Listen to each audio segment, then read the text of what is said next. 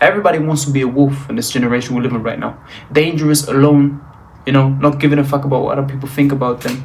But that is just a metaphor. A wolf is also always packed, loves his family.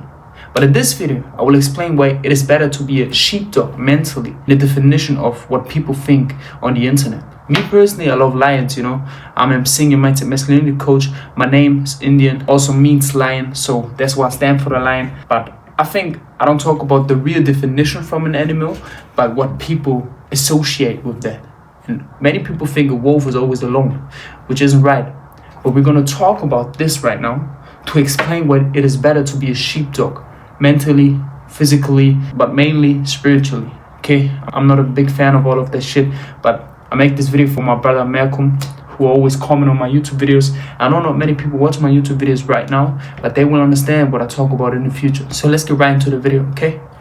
A wolf, for people on the internet, fearless, alone, dangerous, Don't give a fuck about what other people think about him. Is the grinder, brings fear into people.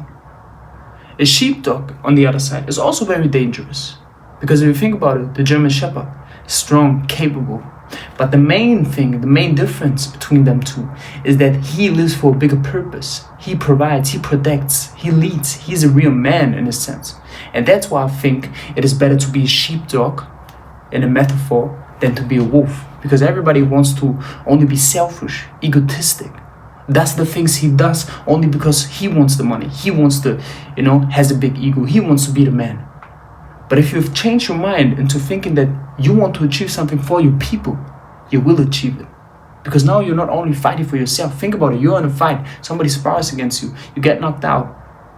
If it's only because you versus you, it's only because of you want to achieve something, you have a big ego, you will stay there. Sometimes your ego is big enough to stand up again. But for most of the people, it's like, okay, you know what? I'm not strong enough. But if you fight for other people, you lead for other people, you are there for other people, you protect other people, you will stand up again. And that's what a sheepdog stands for. So be a sheepdog, be an animal that is not selfish.